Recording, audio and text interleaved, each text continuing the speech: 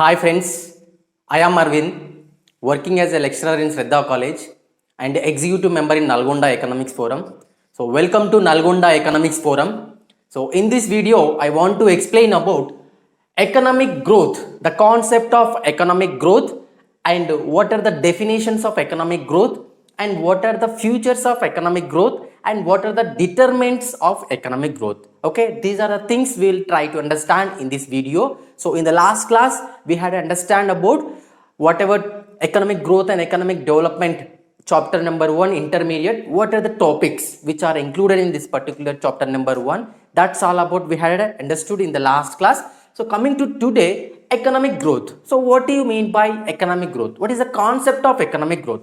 The concept of economic growth is that continuous increases of real output, whatever the real output in terms of services and goods, continuously increases of the income of the state, means whatever the real output which has to be increased, that is what economic growth, right? Growth is a physical concept and it is a narrow concept and it has to increase in terms of goods and services, in terms of real output has to be increased. That is what economic growth. So in order to economic growth, there will be higher education, means human capital is well enough, at the same time technological development, each and every aspect, okay, whatever the capital, every aspect they are well economic. Countries like developed economy, we can see economic growth. Countries like developing economy, we can see development, economic development. So this is the concept which we are going to study here, economic growth. Economic growth which is all about developed nations, okay, developed nations, whatever the GDP, whatever the real output of goods and services increases continuously or steady increases of real GDP or output, that is what economic growth, right? And coming to there was a different definitions with respect to economists C.P. Kendall-Badger and Mitchell P. Tadaro. So what is the definition of about economic growth which is given by the C.P. Kendall-Badger? Let's see here. More output, changes in technological institutional arrangement by which produce and distributors, means whatever the output should be more, the output should be very higher enough. At the same time, technological and institutional changes, whatever the technological, entire technology, means whatever the progress in the technology, means well new knowledge based technology has to be utilized in this particular economic growth countries, right? So more output and changes in the technological and institutional arrangements, so which is produced by the higher amount of goods and services and it can be distributed, that is what economic growth. And coming to Mitchell P. Tadaro, what Mitchell P. Tadaro given definition about economic growth is that steady process. Economic growth is steady process by which the productive capacity, of a economy. Economy means whatever the characteristics, whatever the factual of economic characteristics, whatever the economic things, means agriculture, industrial sector, service sector, all aspects, whatever the income, whatever the output with respect to each and every aspect to how much increase in that. So the increment in the economic growth, increment in the economic output with respect to productive capacity of an economy is increased. It should be increased at all factors. At the same time, agriculture, industrial, service sector, all aspect, manufacturing, each and every aspect, it has steady process. What do you mean by steady process? Steady process means if suppose 2019 there was a 10% of GDP and in 2020 it has to be increased to a 2%, means 10, 12, 13, 14, 15, as like that steady process, the productive capacity of economy has to increase, right? So that is what steady process by which productive capacity of the economy is increased at a time to bring about rising the real national income or output. That is what Mitchell P. Tadaro given definition about economic growth, right? So coming to what are the main features of economic growth? Let's see. There are the essential features of economic growth here. There are two major essential features of economic growth. Let's see here. Higher rate of increase in the real per capita income. What do you mean by real per capita income? Real per capita income is that, so there is a total national income by population. That's what per capita income. Real per capita income is that adjusted inflation, okay, including the prices, increases prices at the same time, whatever the money or income, whatever the per capita income which consumers or society which have, that is what real income.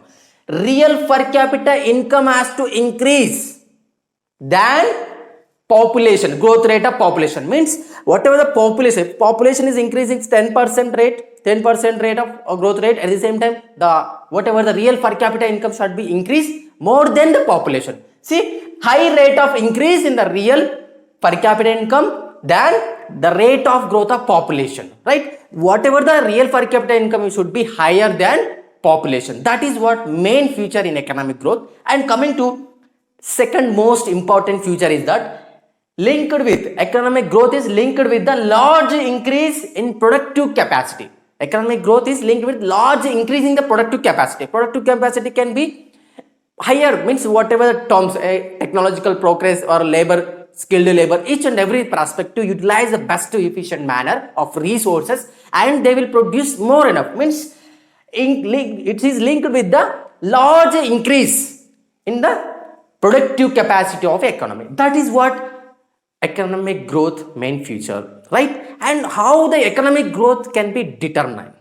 What are the determinants of economic growth? How can we measure economic growth? So there are four major determinants which to measure the economic growth. So there will be short term and long term. See here, rate of saving. Rate of saving is the most important determinant to measure the economic growth. Means if the higher savings are there in the country, so there are higher chances to invest to more and more with respect to capital formation or technology or whatever the labor, skilled labor, each and every aspect, there is a chances more investment, right? So higher rate of saving, the rate of savings can be determined economic growth. And capital output ratio. Capital output ratio. Capital means which will help to produce another good. That is what capital. Output, whatever the production which made by the businessman, that is what whatever the output, right? Capital output ratio. Okay, this should be I, incremental capital output ratio.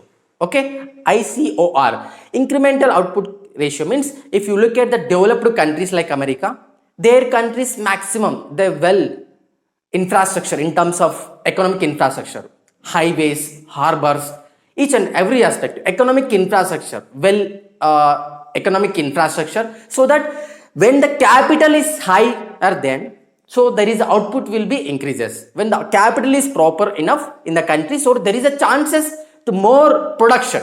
If there is a capital is very less, so there is no possibility to increase the output of a country. So if countries like developing economy, their expenditure as like same developed countries, their expenditure same whatever the goods and services with respect to whatever the production and all. So countries like America used to expenditure 100 units of expenditure investment, at the same time India also used to invest same as like that. So but thing is that whatever the capital, there is a lack behind that, in that there is a problem in the developing countries. Capital are using very less capital countries like developing countries are using.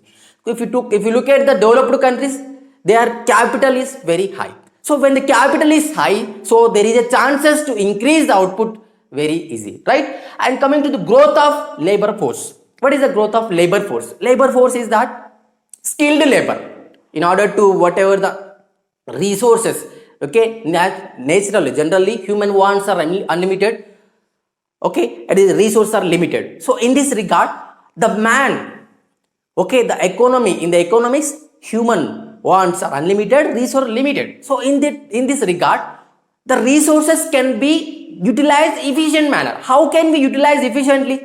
So there is a labor force. Human capital should be very qualitative. Okay, it should be skilled labor in order to higher education. Okay, well enough trained labor, skilled labor. So there is a possibility to utilize the resources optimum manner.